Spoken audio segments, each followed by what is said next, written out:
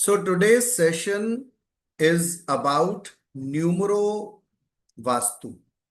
And when I'm saying numero vastu, I mean to say finding a good number for my house.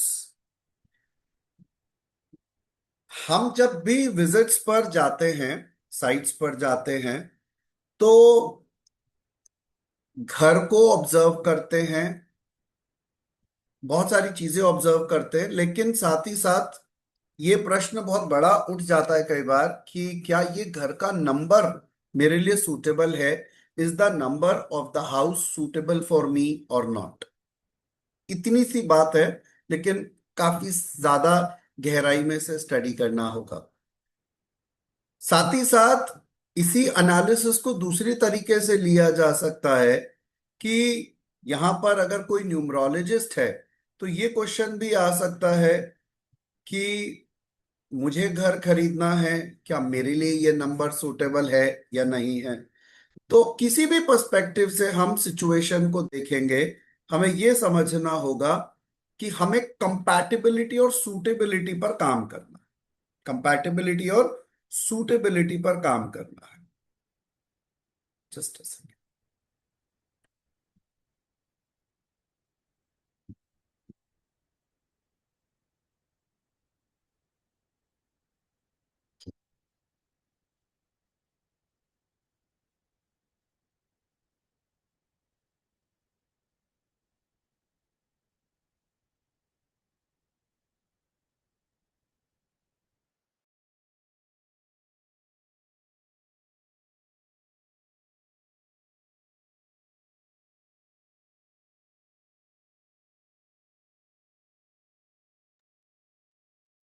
I hope we are clear with the objective. अब ये समझने की कोशिश करते हैं कि घर का नंबर सूटेबल है या नहीं। तो क्या एक नंबर में इतनी पावर है जिससे हम घर के एनवायरनमेंट, लोगों की लाइफ को लिंक कर सकते हैं? तो पहली चीज ये समझने की कोशिश करते हैं कि जब भी हम न्यूमरोलॉजी की बात करते हैं तो हम 9 नंबर्स की नहीं, 9 प्लैनेट्स की बात करते हैं। ठीक है। नंबर्स उन्हें सिग्निफाई करते हैं। जैसे सन की जब भी मुझे बात करनी होगी तो मैं 1 नंबर की बात करूं। अगर मुझे मून की बात करनी होगी तो मैं 2 नंबर की बात करूंगा। That means whenever I am saying 2, I am referring to moon. तो न्यूमरोलॉजी, एस्ट्रोलॉजी जैसे सब्जेक्ट्स प्लैनेट्स पर बेस्ड हैं। अब ये सवाल ये उठता है कि क्या प्लैनेट्स में कुछ दम है मुझे या मेरी लाइफ को, मेरे माइंड को प्रभावित करने का? हाँ। यहाँ पर बहुत सारे लोग, मैक्सिमम लोगों ने सन पाथ पढ़ा होगा, उन्हें मालूम होगा कि सन हमारी लाइफ को इम्पैक्ट करता है। उसकी लाइट, उसकी हीट, उसकी electrical field, magnetic field, everything is impacting us. अगर सन इम्पैक्ट करता है, मून इम्पैक्ट करता है, तो जुपिटर की भी अपनी जो मैग्नेटिक फील्ड है वो अर्थ के ऊपर लाइफ को इम्पैक्ट करती है। जब हम एस्ट्रोलॉजी पढ़ते हैं तो एस्ट्रोलॉजी के अंदर, एस्ट्रोनॉमी वाले सेशन में अक्सर मैं ये बात करता हूं किस तरह से जुपिटर लाइफ को प्रोटेक्ट करता है प्लैनेट अर्थ के ऊपर। तो all the planets are powerful cosmic beings which have strong energies. और जो इस प्लैनेट अर्थ पर हम लोग रहते हैं उनका एक कनेक्ट, डिवाइन कनेक्ट उन कॉस्मोस में, उन बीइंग से बना रहता है। दैट मीन्स ये जो जो गोचर में ग्रह घूम रहे हैं, the planets which are moving in this system have an impact on us. कितने ग्रह प्रभावित करेंगे इसके ऊपर वैदिक स्क्रिप्चर्स कहते हैं कि सैटर्न को मैक्सिमम फारदेस्ट प्लैनेट माना गया जिसका इम्पैक्ट हम पर होगा। ये नहीं कि वो जानते नहीं थे कि सैटर्न के बाद भी कुछ है। दे न्यू सैटर्न के बियॉन्ड अनलिमिटेडनेस है, बहुत सारे सोलर सिस्टम्स होंगे, बहुत सारे प्लैनेट्स होंगे, लेकिन उनका प्रभाव इस प्लैनेट अर्थ के लोगों पर नहीं होगा। तो यानी कि एक एक एरिया बांधा गया जिसके अंदर अर्थ के चारों तरफ जितनी भी डिफरेंट डिफरेंट बीइंग्स हैं उनका इंपैक्ट होगा। तो ऑल टुगेदर 7 फिजिकल बॉडीज जिसमें एक स्टार है, सन, एक सैटेलाइट है, मून, 5 फिजिकल प्लैनेट्स हैं, और 2 सूक्ष्म जिनको शैडो प्लैनेट्स कहते हैं, वो राहु केतु। तो टोटल मिला के कितना हो गए? 9 इन टोटल। इसीलिए ये 9 जो है, इन्हीं को रिप्रेजेंट करते हैं 9 नंबर्स। ठीक है। जो लोग ऑलरेडी न्यूमरोलॉजी जानते हैं उनको ये बेसिक पता है, but let us understand the human mind is always in contact with the space and the cosmic beings, way may it be the stars, may it be the stars और the satellites or the physical planets or the shadow planets, they have an impact. Okay.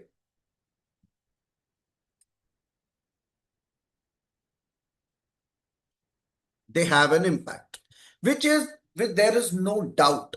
The mind and the body is always in contact with the higher energies. So all these 9 have an impact. ठीक है। I hope this division is clear to everyone. हम इन्हें 9 ग्रह ही बोल रहे हैं, हालांकि ये स्टार है, कोई सैटेलाइट है, कोई फिजिकल प्लैनेट है, कोई शैडो प्लैनेट है।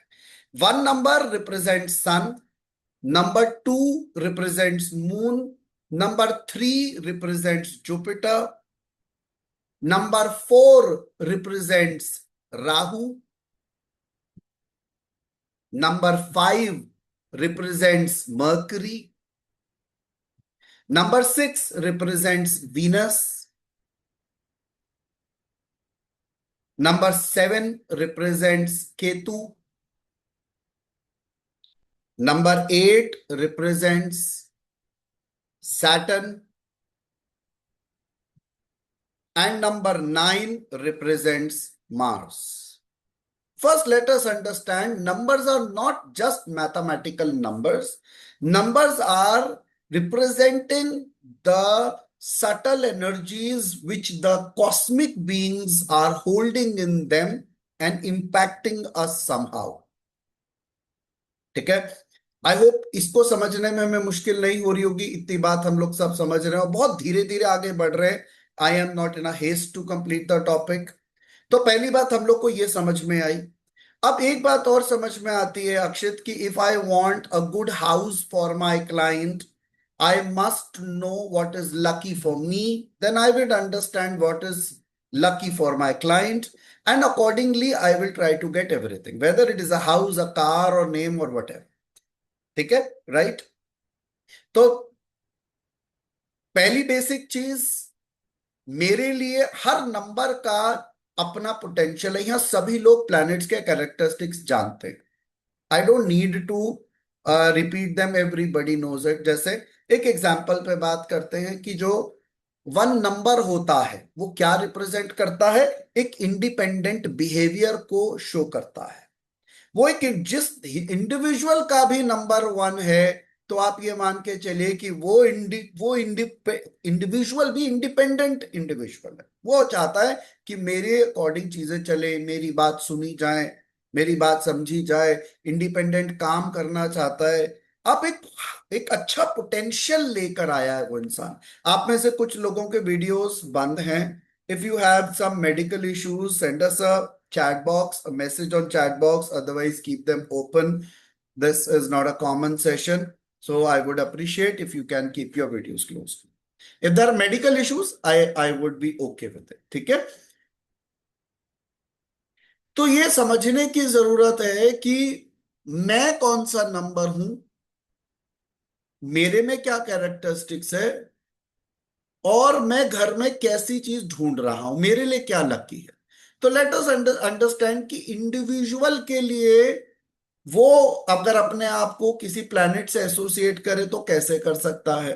तो इसके लिए बहुत सिंपल सा एक थॉट ये है कि अगर हम किसी के लिए लकी घर ढूंढ रहे हैं, तो पहले तो वो इंसान को हमें समझना होगा कि किस इंसान की बात चल रही है। ठीक है। तो we are assuming person x. अब हम अगर उसकी डेट ऑफ बर्थ लेते हैं, suppose 10th March 1979, All those who are new to numerology must note down the date of birth so that you can take the example very well. 10th March 1979. This is we are just an assumption. इस तारीख को mister x was born. अब ये समझते हैं कि इस तारीख से क्या जाना जा सकता है। इस तारीख से दो चीजें जानी जा सकती हैं। एक, पर्सनालिटी नंबर। पर्सनालिटी नंबर होती है वो डेट जिस पर आप बॉर्न होते हो। जैसे कि मिस्टर एक्स का डेट है 10th मार्च 1979, यानी 10 नंबर जो है जिस तारीख को आप पैदा हुए हैं वो क्या है, पर्सनालिटी नंबर। इजी। सो 1 + 0 यानी कि अल्टीमेटली सिंगल नंबर पर लाएंगे तो मिस्टर एक्स का जो पर्सनालिटी नंबर है उसे हम क्या बोलेंगे, 1। दूसरा, जब हम डेट ऑफ बर्थ को टोटल करते हैं उसको बोलते हैं डेस्टिनी नंबर। यानी कि 1 + 3 + 1 + 7 + 9 + 9 टोटल करते हैं तो कितना आएगा, 30। 30 को फिर सिंगल नंबर में करेंगे तो आ जाएगा 3। यानी पहले मैंने क्या बात बोली, let us note down the date of birth 10th March 1979।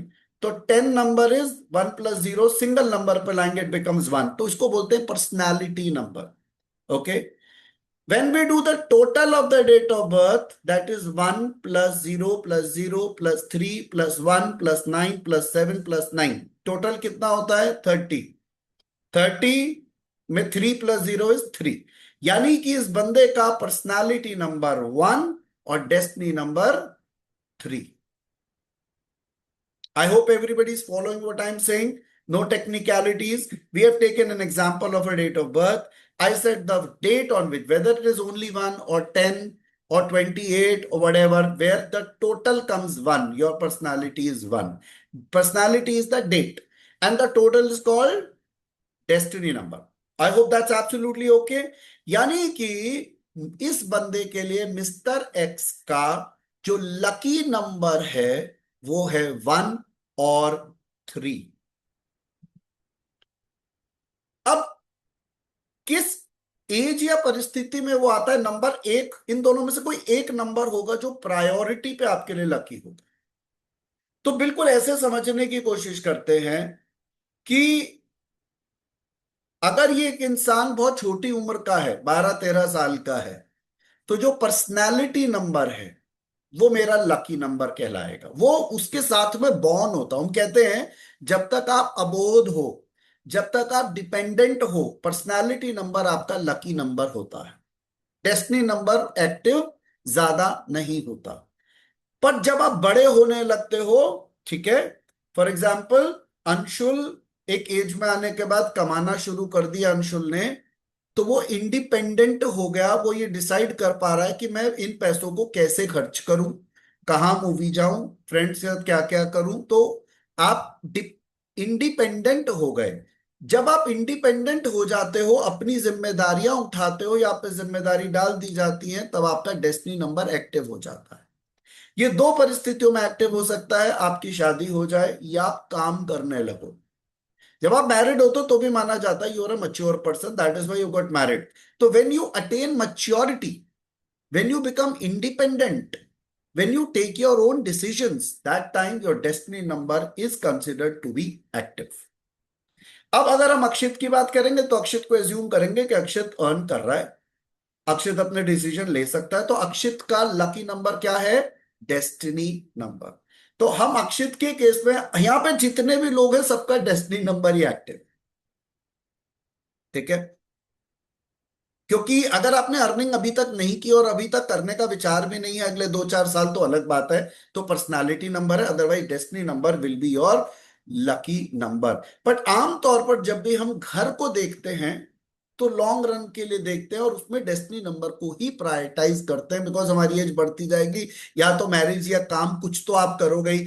मतलब अब 40 साल की एज तक माँ बाप पे डिपेंडेंट तो नहीं रहोगे, है ना। तो हमारे लिए क्या है, एक एज के बाद डेस्टिनी नंबर एक्टिव हो जाता है। मैंने दो स्थितियां बताई, व्हेन यू गेट मैरिड और you start earning, what ever comes first, you are considered to be mature and independent, your destiny number is active. तो हमारे दो लकी नंबर्स होते हैं, लेकिन आइडियली डेस्टिनी नंबर वो नंबर है जिसके बेसिस पर हम घर के जैसे डिसीजंस को लेते हैं। ठीक है।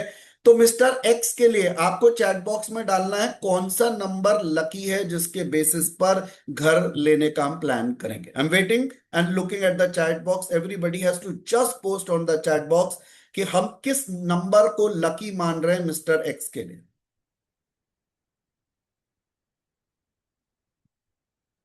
Okay. Okay, very good, god bless. In case this Mr. X doesn't get number 3 as a house number, then what is the second lucky number he can go for? Now, what is the second number Mr. X can go for in case 3 number is not possible? Very nice.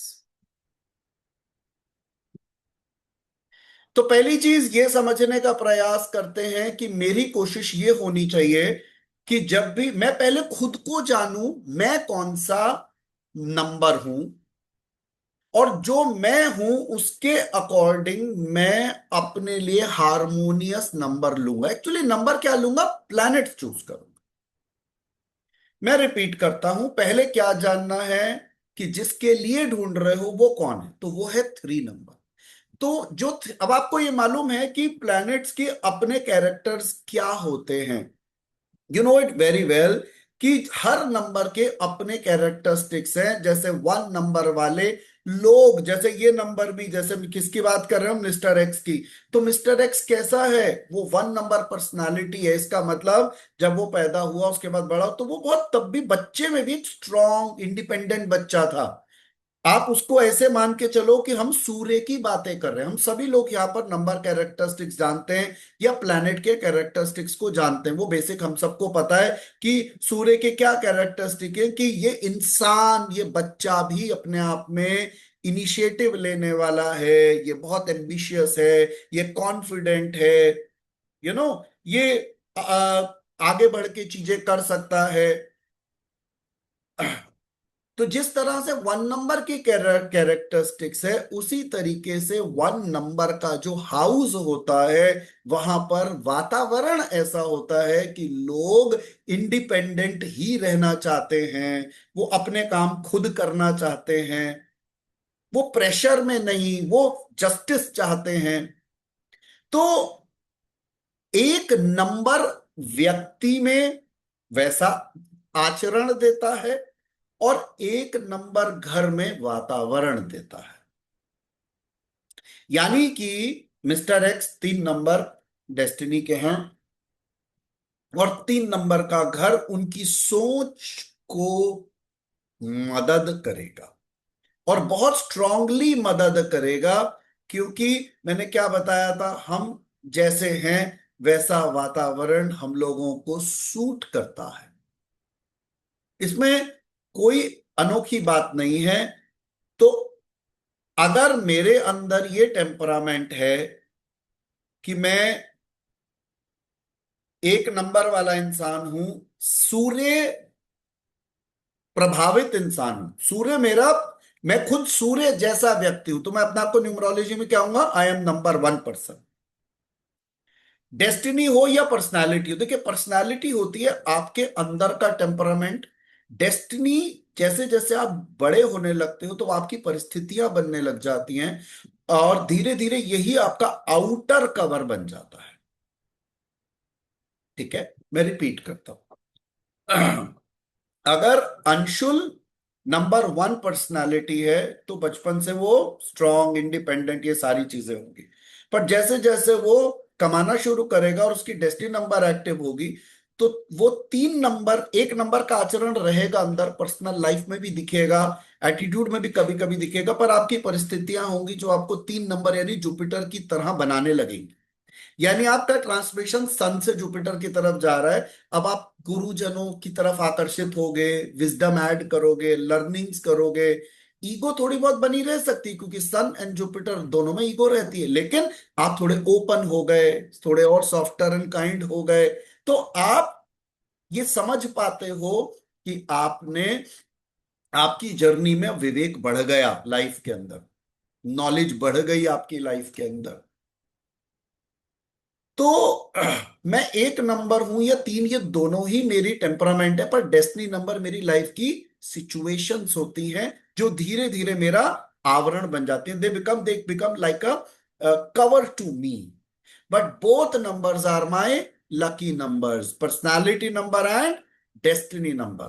First priority when you buy a house, Bandana, is destiny number. Because we are assuming my client is a mature person, he is a wealthy person, that is why he's buying a house, he's earning some money. So obviously, destiny number is active. And kids generally don't buy. तो personality number की बजाय destiny number को प्राथमिकता दोगे जब आप घर को चूज करोगे, ठीक है। और डेस्टिनी नंबर मैच्योर लोगों का फर्स्ट लकी नंबर होता है, क्योंकि वो खुद वही हैं, ठीक है। तो हम जब किसी एक नंबर की बात करते हैं तो किसी टेम्परामेंट की बात करते हैं कि ये इंसान खुद में ऐसा है, तभी इसको वैसा ही घर चाहिए। तो अगर कोई, जैसे एग्जांपल मैंने दिया मिस्टर एक्स का, वो खुद बहुत ही एक नंबर पर्सनालिटी है, तो बहुत ही इंडिपेंडेंट इंसान है। तो जो बहुत इंडिपेंडेंट इंसान है, उसके लिए नंबर भी, उसके लिए घर भी वैसा ही होना चाहिए जहां एनवायरनमेंट भी बड़ा कंड्यूसिव हो। तो आप इसको ऐसे नोट करो, जैसा मैं हूं वैसा मुझे वातावरण चाहिए।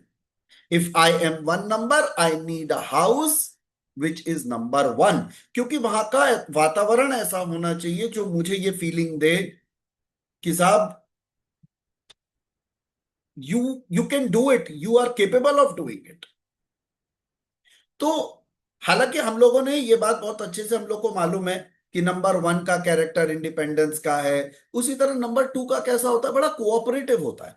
तो जो इंसान मून ओरिएंटेड होता है, नंबर टू ओरिएंटेड होता है, तो वो बड़ा कोऑपरेटिव होता है, बड़ा पीसफुल होता है। ये उसका टेम्परामेंट है, ये उसका टेम्परामेंट है।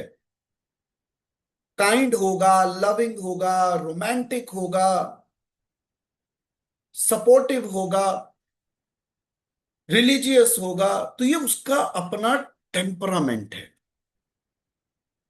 और घर कैसा होगा जब आप दो नंबर वाला लोगे, घर में भी आप देखोगे पीस लविंग पीपल, धार्मिक चीजें हो रही हैं, धार्मिक अनुष्ठान हो रहे हैं, पूजा पाठ हो रही है। Because house is moon govern, like person is moon govern. तो अगर सपोज मनाली जो है वो स्पिरिचुअल है, तो घर भी अगर माहौल ऐसे मिल जाए जहाँ स्पिरिचुअलिटी इजी हो, तो और अच्छा लगेगा। तो जैसे हम हैं वैसा हमको मैचिंग डेस्टिनी का घर चाहिए, ठीक है। अभी तक मैंने आपको क्या पढ़ाया, मैंने बताया कि हमारे दो नंबर्स होते हैं, लकी, डेस्टिनी एंड पर्सनालिटी। दूसरा, मच्योर लोगों के लिए डेस्टिनी नंबर उनका फर्स्ट लकी नंबर होता है, पर्सनालिटी उनका सेकंड लकी नंबर होता है। Third, numbers are nothing, just representation of planets. Fourth, अभी तक हमने बात करा कि जैसा मैं हूं वैसा ही कंड्यूसिव हाउस मुझे चाहिए। छठा, हमने ये बात करी कि घर में भी प्लैनेट्स जैसे होंगे वैसा ही एनवायरनमेंट होगा, जैसे वन नंबर वाले हाउस में एक इंडिपेंडेंस का माहौल बना रहता है। अब सवाल ये उठता है कि तीन नंबर कैसा है, वहां पे भी इंडिपेंडेंस है, एक नॉलेज है, डिसिप्लिन है, ऑनर की फीलिंग है, हालांकि मस्ती भी है, कॉन्फिडेंस भी है ना। हम लोग को मालूम है कि what are the characteristics of number three, that is Jupiter basically. तो for a person who is Jupiter himself, जिस तरह मिस्टर एक्स क्या है, उनकी डेस्टिनी तीन है, ही इज हिमसेल्फ जुपिटर। तो उनको घर कैसा चाहिए जहां पर थोड़ी सी इंटेलेक्चुअल बातें हो, लोग मतलब माहौल बार बार बने, कुछ अच्छी बातें हो, where you are able to get something, ठीक है।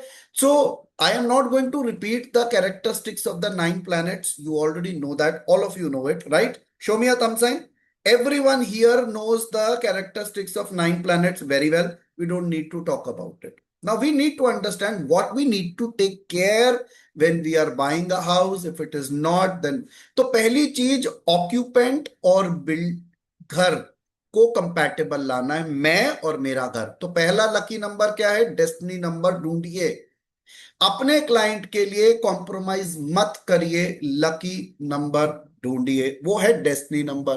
पॉसिबल नहीं है तो पर्सनालिटी नंबर भी लकी होता है। Very good, that is a second choice you have. अब मैं आपके साथ शेयर कर रहा हूं एक फ्रेंड एनिमी चार्ट, जो कि आप लोगों को अ, आप स्क्रीनशॉट ले सकोगे, बिकॉज आप लोग डिफरेंट बैचेस से हो। और यहां से आपको ये आइडिया लगेगा कि अगर बाई चांस मेरे को मेरा डेस्टिनी नंबर नहीं मिल रहा, घर पर्सनालिटी नहीं मिल रहा, तो मैं कोई कॉमन फ्रेंड का नंबर ले सकता हूं, एनिमी नहीं ले सकता। और फर्स्ट प्रायोरिटी होगी डेस्टिनी का एनिमी तो बिल्कुल नहीं लूंगा, क्योंकि मेरी लाइफ की, मैच्योर लाइफ की परिस्थितियां हैं। ठीक है। What do I need to do is, I need to either take the destiny number और the friend of destiny. For example, mister X का डेस्टिनी नंबर इज 3। आपको यह समझना होगा कि मैं 4 यानी राहु, 5 यानी मर्करी, 6 यानी वीनस, ये तीनों में से कोई भी नंबर नहीं ले सकता घर के लिए, बिकॉज उनके लिए ये एनिमिकल नंबर्स हैं। इस घर में शिफ्ट होने के बाद कंटिन्यूसली रेस्टलेसनेस, क्योंकि एक इंसान क्या है? गुरु है। जो गुरु है वो यानी समझो उसमें ज्ञान है, समझ है, ठहराव है, इंटेलेक्चुअलिटी है। और 4 5 6 तीनों के तीनों फ्रेंड्स यानी राहु, बुध और शुक्र, तीनों रजस या तमस को कहीं ना कहीं इंडिकेट करते हैं। तो इस घर में शिफ्ट होने के बाद एक अजीब सा अनकंफर्टेबलनेस, एक अजीब सा डिफिकल्टी, एक अजीब सी फीलिंग, एक अजीब सी रेस्टलेसनेस बन सकती है। तो आप सब अपनी क्वेरीज नोट करके रखेंगे। When the time will come I will ask all of you to ask your queries. तो हमें क्या करना है? हमें 4 5 6 इस बंदे के लिए, इस बंदे को नाम में भी खुशबू दे देते हैं। तो खुशबू अगर सपोज 3 नंबर डेस्टिनी की हैं, तो खुशबू को 4 5 और 6 नंबर का हाउस नहीं लेना। 4 नंबर का हाउस का क्या मतलब होता है? खुशबू, राहु बेसिकली डोमिनेंट प्लैनेट है, या मरकरी 5 नंबर डोमिनेंट प्लैनेट है, या 6 यानी वीनस है। तो आपको खुद में या तो 3 ही लेना चाहिए, क्योंकि 3 नंबर वाले के लिए 3 नंबर का घर बेस्ट है। लेकिन अगर 3 पॉसिबल नहीं है तो 1 लिया जा सकता है, 2 लिया जा सकता है, 9 लिया जा सकता है। फ्रेंड्स, बहुत केसेस में निकिता कॉम्प्रोमाइजिंग में न्यूट्रल भी सोचे जा सकते हैं, पर न्यूट्रल को बहुत बार सोचते हम लोग कि करें या नहीं करें, उनका क्या इंपैक्ट होगा। बेस्ट क्या होता है? आपका डेस्टिनी, सेकंड आपका पर्सनालिटी, अगर ये ऑप्शंस नहीं हो तो friends of there, but enemies no. आप एनिमी लेते ही एक ऐसे ट्रैप में आ जाओगे जिसमें घर लेने के बाद कंटिन्यूसली कुछ हर्डल्स, इश्यूज आपको आते रहेंगे। फ्रेंड एनिमी चार्ट की आप लोग इमेज क्लिक करिए, और this friend enemy chart is very close to the friend enemy chart that Rishi Parashar has talked about in Parashar होरा शास्त्र। ये स्लाइड उस पर्टिकुलर जो हमारा फ्रेंड एनिमी चार्ट है उसके अंदर ना न्यूट्रल्स बहुत ज्यादा है, जो हमारे न्यूमरोलॉजी के या वास्तु के मॉड्यूल में सेकंड सेमेस्टर में आते हैं, और न्यूमरोलॉजी में आता है। न्यूट्रल्स बहुत ज्यादा है, लेकिन ये व्यवहार से समझा हुआ चार्ट है, जिसके अंदर जो कई सारे प्लैनेट्स को हम न्यूट्रल मानते हैं, वो कई सिचुएशंस में फ्रेंड या कई सिचुएशंस में एनिमी हो जाते हैं। इसलिए मैंने आपको वो चार्ट दिखाया जो अल्टीमेटली व्यवहारिकता में हमें दिखता है। तो जब पराशर ऋषि ने जो सिद्धांत तो बताए थे, वो निश्चित तौर पर बेहतरीन है। उसमें कई सारे प्लैनेट्स, कईयों के साथ ज्यादा प्लैनेट न्यूट्रल है।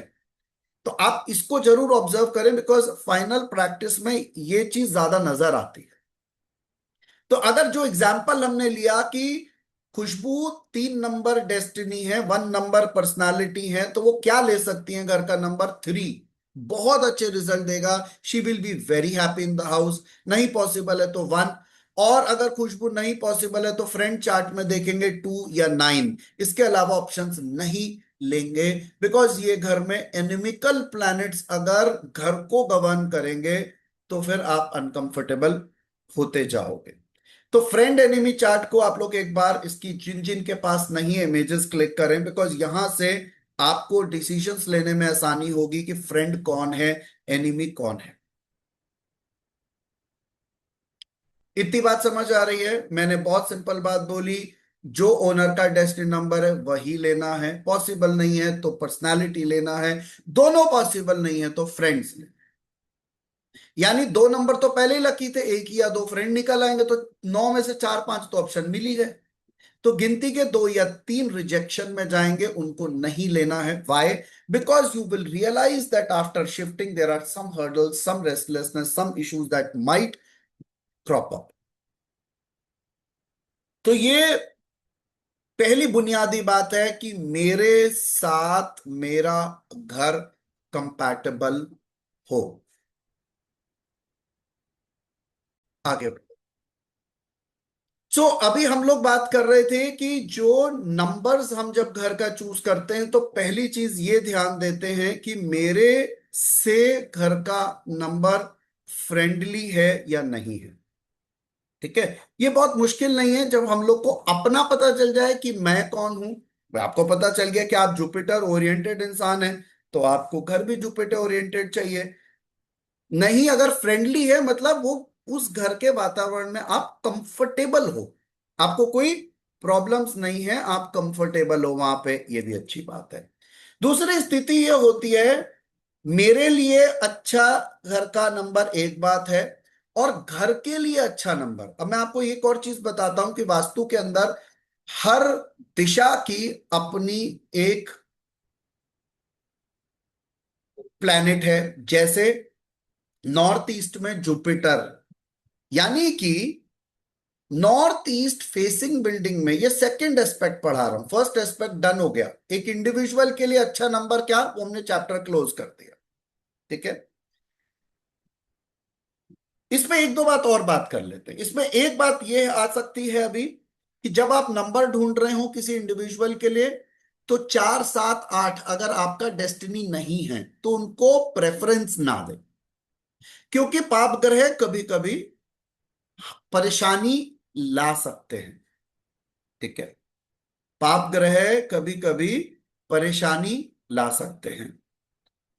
दूसरी चीज, पहला नियम, घर का नंबर डेस्टिनी नंबर से ही हो या फ्रेंड हो, ये पहला नियम। दूसरा नियम, फ्रेंड एनिमी चार्ट के अकॉर्डिंग वो नंबर जो आप चूज कर रहे हैं वो एनिमिकल नहीं हो, फ्रेंड हो। तीसरा नियम, 4 7 8 तभी चूज करना है जब वो डेस्टिनी नंबर नहीं, नहीं तो उनको प्रेफरेंस में नहीं रखना। अगला नियम, कुछ नंबर्स न्यूमरोलॉजी में कार्मिक होते हैं। अक्षित बताओ कौन कौन से नंबर्स कार्मिक होते हैं? Unmute yourself. 13, 16, 19 एक मिस and कर रहे हो, 14। 14. ठीक है? Yes.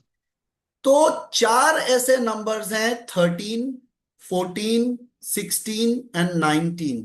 इनको हाउस नंबर में अवॉइड करना है, इनको बोलते हैं कार्मिक नंबर्स।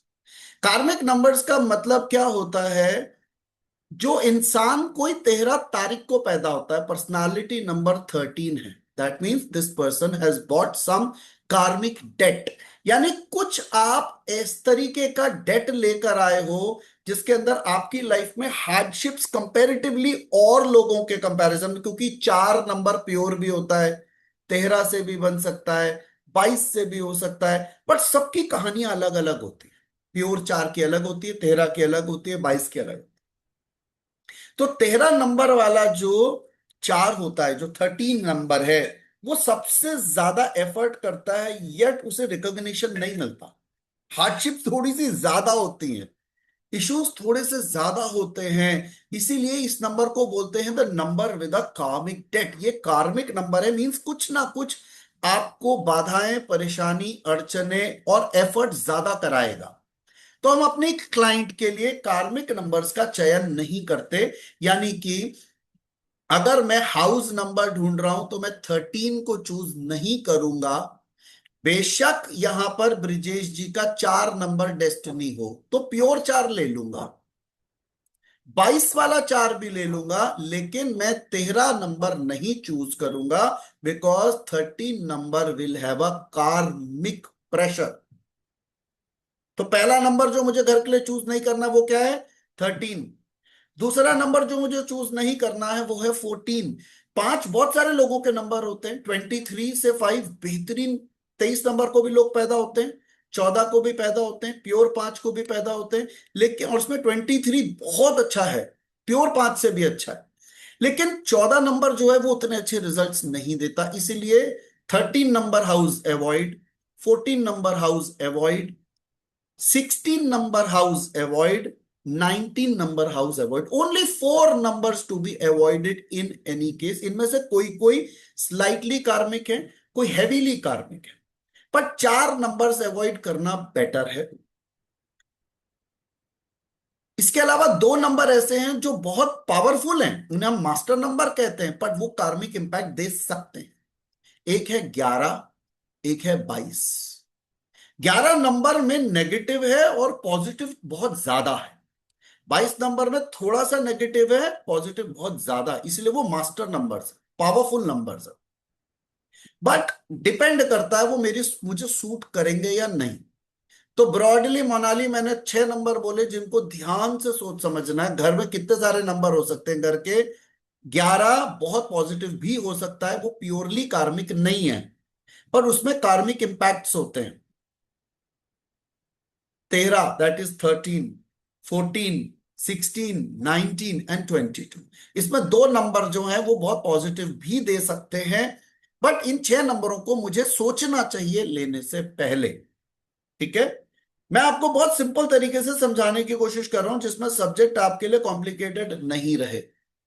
तो मैंने कहा कार्मिक नंबर अवॉइड करो, मैंने कहा एनिमिकल नंबर अवॉइड करो, डेस्टिनी नंबर प्रेफर करो, या डेस्टिनी के फ्रेंड्स प्रेफर करो। क्या इतनी बात समझ आ रही है? Show my thumb sign everyone, इतनी बात क्लियर है? So that we can move and proceed. हम बहुत धीरे धीरे आगे बढ़ेंगे before there is a kind of a pressure, not a doubt, any kind of a doubt. Okay,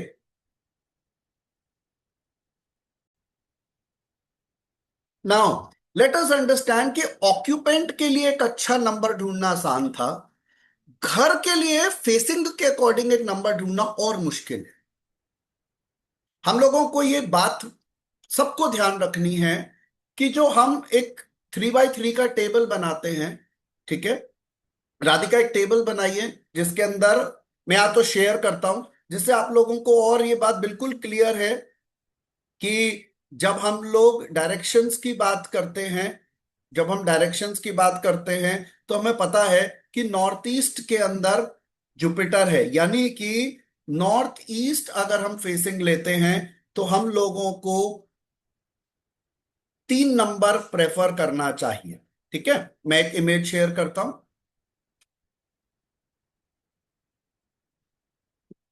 आप सभी लोग ऑनगोइंग बैचेस में हैं। हमारी इस समय जो बैच चल रहा है, और ये टॉपिक आप सभी लोगों के लिए कॉमन टॉपिक है, इसलिए आप लोग साथ में पढ़ रहे हैं। अब ये समझ लीजिए, हम लोग को मालूम है कि वास्तु में कितनी दिशाएं होती है मानव? 10। There are 10 directions. ठीक है, 8 on the sides and 2 in the centre. North east direction में गवर्निंग प्लैनेट कौन है? जुपिटर। नॉर्थ ईस्ट में गवर्निंग प्लैनेट कौन है? और नॉर्थ ईस्ट को क्या बोलते हैं? ईशान, है ना? फिर ईस्ट में गवर्निंग प्लैनेट क्या है? ईस्ट को हिंदी में बोलते हैं प्राची या पूर्व दिशा, और वहां का गवर्निंग प्लैनेट क्या है? सन। साउथ ईस्ट डायरेक्शन यानी आग्नेय, और वहां का गवर्निंग प्लैनेट क्या है? शुक्र। That is Venus. तो नॉर्थ ईस्ट डायरेक्शन का गवर्निंग प्लैनेट है जुपिटर, ईस्ट डायरेक्शन का गवर्निंग प्लैनेट है सन, साउथ ईस्ट डायरेक्शन का गवर्निंग प्लैनेट है वीनस, साउथ डायरेक्शन का गवर्निंग प्लैनेट क्या है? मार्स। दक्षिण का गवर्निंग प्लैनेट क्या है? मार्स, जिसको बोलते हैं अवाची, सामान्य भाषा में बोलते हैं दक्षिण। साउथ वेस्ट का गवर्निंग प्लैनेट है राहु, उसको बोलते हैं नैऋत्य कोण।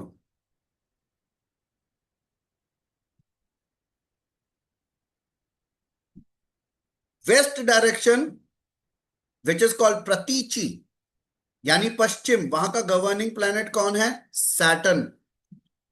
नॉर्थ वेस्ट का गवर्निंग प्लैनेट कौन है? मून, विच इज कॉल्ड वायव्य। और उत्तर यानी उदीची के जो गवर्निंग प्लैनेट हैं वो हैं बुध यानी मर्करी। हमारी फेसिंग्स इन्हीं 8 डायरेक्शन में हो सकते हैं, क्योंकि सेंटर में जहां पर हम ऊर्ध्व और अध या अधस्थ की बात करते हैं, 2 डायरेक्शन सेंटर में होती हैं, वहां की चर्चा वो फेसिंग में नहीं आता। तो फेसिंग कितनी हो सकती है? ओनली 8। ठीक है। अब टफ पार्ट क्या होगा? टफ पार्ट क्या होगा आशना, कि अगर आशना, दो बातें अलग अलग हैं आशना। पहला, ऑक्यूपेंट के अकॉर्डिंग लकी नंबर देखना घर का, दूसरा फेसिंग के अकॉर्डिंग। ये चैलेंज को टफ करता है। कई बार लोग ये वाला चैलेंज नहीं ले पाते और कहते हैं ये पॉसिबल नहीं हो पाएगा। फॉर एग्जाम्पल आशना, आपको चैट बॉक्स में आंसर डालना है। ठीक है। अगर आपको नॉर्थ ईस्ट फेसिंग बिल्डिंग मिली है तो आइडियली उसका क्या नंबर होना चाहिए फेवरेट? आप नॉर्थ ईस्ट में प्लैनेट के बारे में सोचना और उस प्लैनेट का नंबर चैट बॉक्स में डाल देना। वेरी गुड, ब्रिजेश जी ने आंसर भेज दिया। आशना जल्दी से बताइए क्या होना चाहिए? नॉर्थ ईस्ट का प्लैनेट है जुपिटर, यानी कि मुझे कोशिश करनी है नॉर्थ ईस्ट फेसिंग बिल्डिंग में 3 नंबर प्रेफर करना है। क्या इतनी बात समझ आ रही है? If I am going for a north east यानी कि ईशान मुखा अगर भवन होता है तो मुझे 3 को प्रेफर करना है। और अगर by chance Brijesh ji 3 number नहीं मिलता है तो 3 के दोस्तों में से कोई भी नंबर मुझे चल जाएगा, एनिमी नहीं चलेगा। वो बिल्डिंग खुद के साथ कंफ्लिक्ट में आ गई, उसका नंबर और उसका फेसिंग कंफ्लिक्ट में आ गया।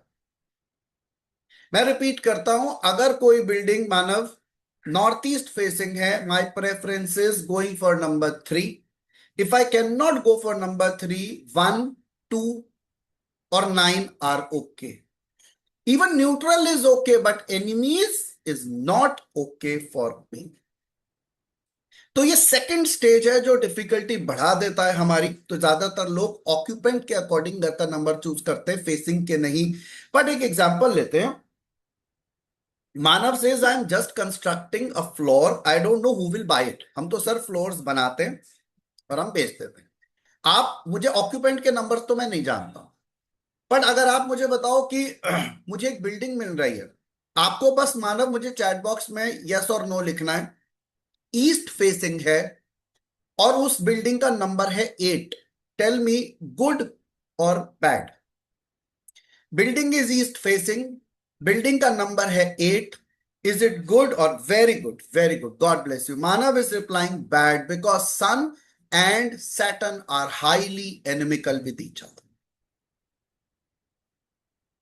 तो जब हमारे पास कोई मालिक नहीं होता, बहुत ध्यान से सुनेंगे मेरी बात को, अंशुल ध्यान से सुनेंगे, डोंट गेट डिस्ट्रैक्टेड। अगर हमारे पास मालिक नहीं है तो हम बिल्डिंग के फेसिंग के अनुसार नंबर को कंपैटिबल करेंगे, और अगर मालिक है तो मालिक के अनुसार कंपैटिबल करेंगे। आप इन दोनों में से एक आयाम को चूज कर सकते हो।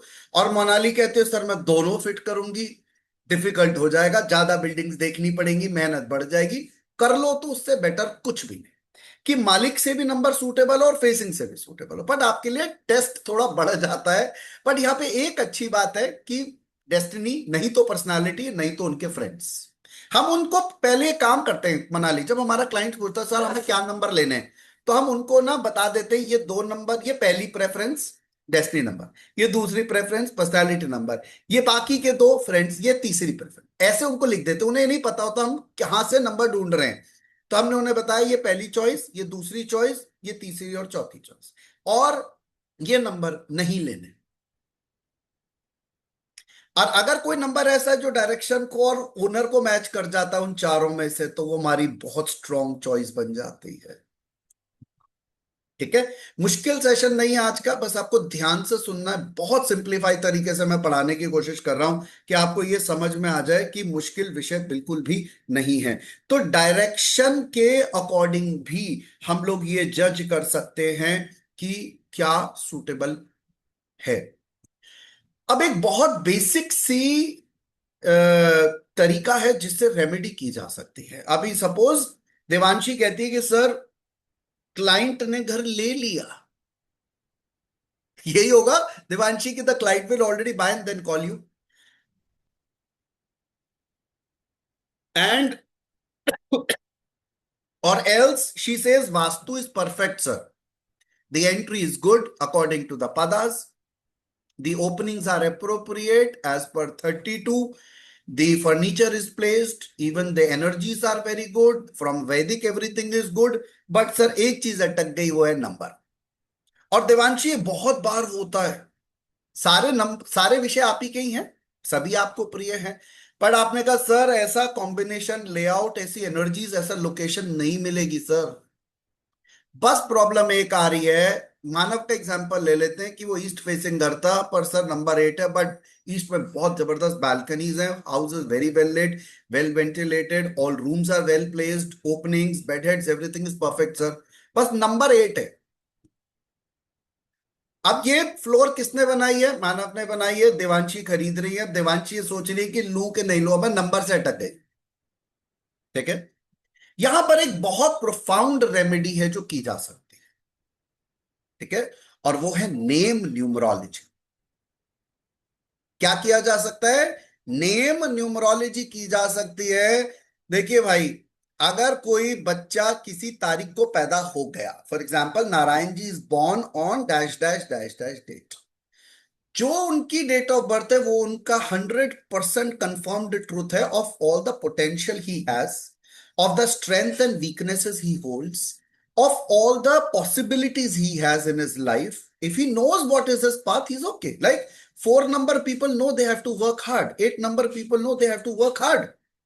This is their path to success. उनकी सफलता कहां से मिलेगी? मेहनत से मिलेगी। उनको बरसेगा नहीं, उनको मेहनत करनी पड़ेगी, तो वो रियलाइज कर लेते हैं, उनके लिए आसान हो जाता है। तो date of birth is a truth, it is a truth which you can not change. Date of birth is a truth which you can not change. ठीक है ना? But something which can be modified later also is name. For example Rachna ji कहते हैं sir पहले तो मैं पाठक लगाती थी, अब मैं मुसद्दी लगाती हूं, तो कुछ बदलाव तो आ गया। तो शादी के बाद भी आया होगा बदलाव, परिस्थिति में भी आया होगा, क्योंकि नाम आपकी किस्मत नहीं बदलता, नाम आपके टैलेंट्स को बताता है। आप क्या ले रहे हो, आप हर दिन कुछ सीख रहे हो, and as you are learning आपकी कैपेबिलिटीज बढ़ रही है, आपकी नॉलेज बढ़ रही है, आपकी पोटेंशियल बढ़ रहा है, और जैसे जैसे आपकी क्षमताएं बढ़ रही हैं आप अपने जीवन में ज्यादा शक्ति क्षमता लगा रहे हो। क्या बात समझ पा रहे हो? नाम आपके टैलेंट्स को शो करेगा, ऑफ द पॉसिबिलिटीज। अंशुल कहता है सर मैंने सीखना कभी नहीं छोड़ना। तो आप ये समझ लो कि जबरदस्त पॉसिबिलिटी है बदलाव लाने की। तो हम ये समझने की कोशिश करते हैं कि जो नेम नंबर है वो मेरे लिए एक बहुत अच्छी पॉसिबिलिटी है। जिस तरीके से एक बच्चे का नाम, उस वो क्या क्या एक्वायर करेगा टैलेंट्स, वो क्या क्या पाएगा, उससे क्या क्या निखारेगा।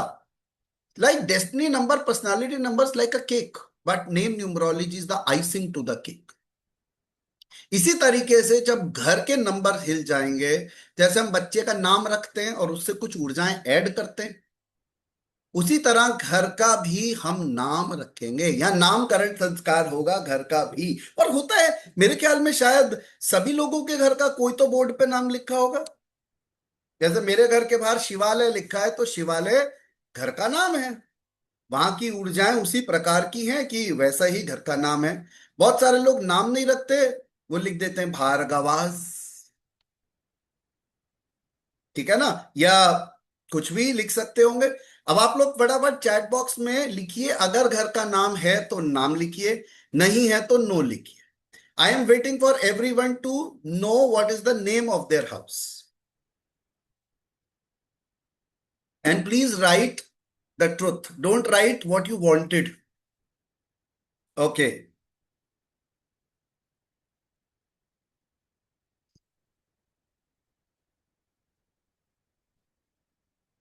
Okay, Monali has written Mehtaj, बहुत सारे लोगों ने लिखा कोई नाम नहीं, नामकरण नहीं किया गया। डोगराज, सालासार निवास, ओके, के कुंज,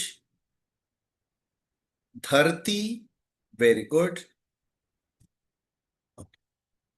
सो जहां नामकरण नहीं हुआ, this can turn out to be a remedy, because you have to find out a name which will further grace the situation. अब वापस हम उसी एग्जाम्पल पे जाते हैं। ईस्ट फेसिंग हाउस है, वास्तु बहुत परफेक्ट है, घर लेने की पूरी इच्छा है, नंबर ठीक नहीं बैठ रहा है। अब हम क्या करते हैं देवांशी, देखो ये पॉसिबिलिटी तो नहीं है कि म्युनिसिपल कॉर्पोरेशन नंबर चेंज करते, ये पॉसिबल नहीं है, वो सीक्वेंशियली चलता है।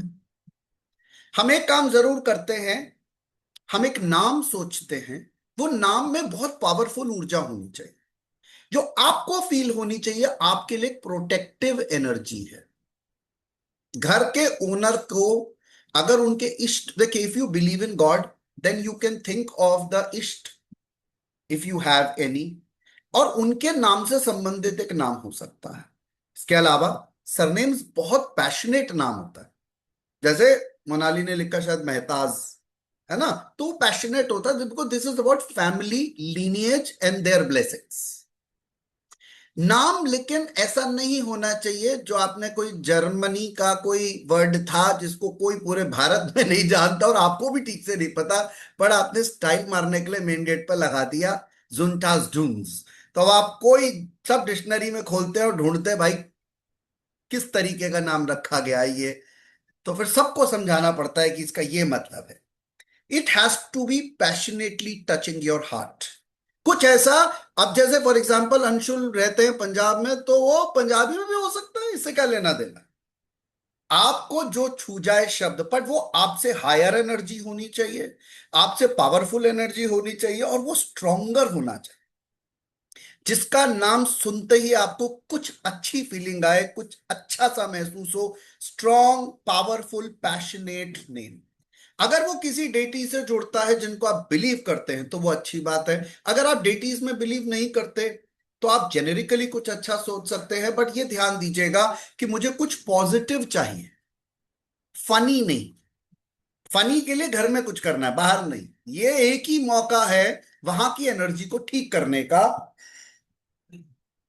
तो मुझे कोई नाम रखना चाहिए। अगर नंबर बहुत अच्छा है तो आप अवॉइड कर सकते, नंबर खुद में उस प्लेनेट की शक्ति लेके बैठा है। बट अगर नंबर नहीं बहुत स्ट्रांग है, तो हम जो नंबर घर का होता है उसका साइज बहुत छोटा लिखते हैं, बाहर, बाहर बहुत छोटा लिखते हैं सिंबॉलिकली, और नाम उसके ऊपर बहुत बड़ा लिखते हैं। नाम वही होता है, उसकी वैल्यू वही होती है जो एनर्जी में चाहता था नेम नंबर से लाने। ठीक है, मैं आपको एक चार्ट शेयर कर रहा हूं, ये नेम की चार्ट है, जिसके अंदर हम ये समझने की कोशिश करेंगे कि every number has some relative alphabets.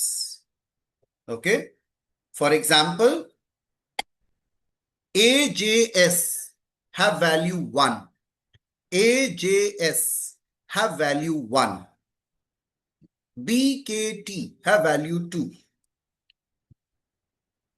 B K T have value 2, C L U have value 3, DMV है वैल्यू 4। या फिर हम 1 to 9 लिखें और एबीसीडी लिख दें सीधा सीधा। अब हमारे को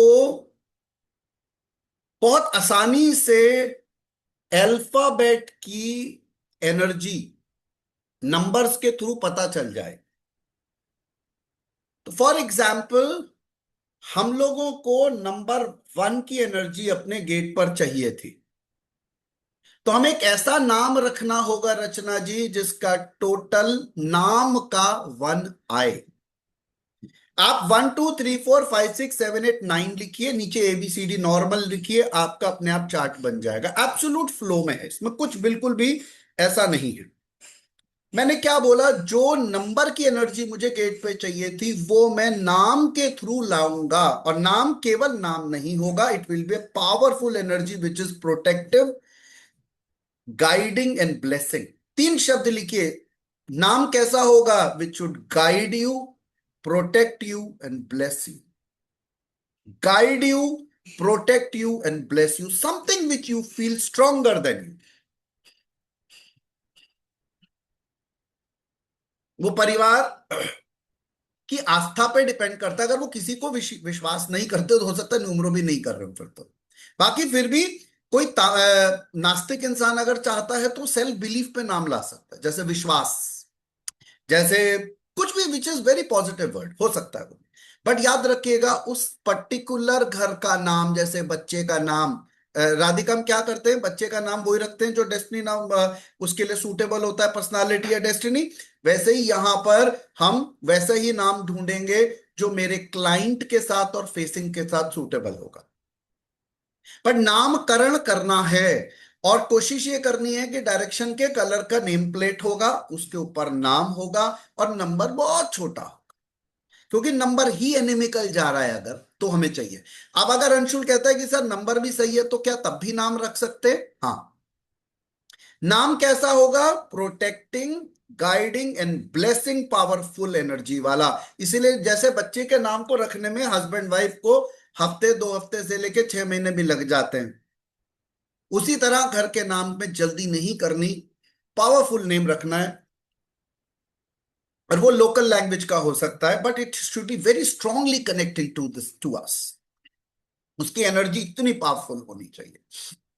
तो हम नाम निकालेंगे और बाहर नेम प्लेट लगाएंगे जो नंबर मुझे सूटेबल होगा। बाई चांस, ये मैं आपको तब बता रहा हूं, ये रेमेडी विदाउट डेमोलिशन में है, कि when the house has already been bought, then people have to find a suitable or rather a protective, guiding and blessing name which should improve their energies even better.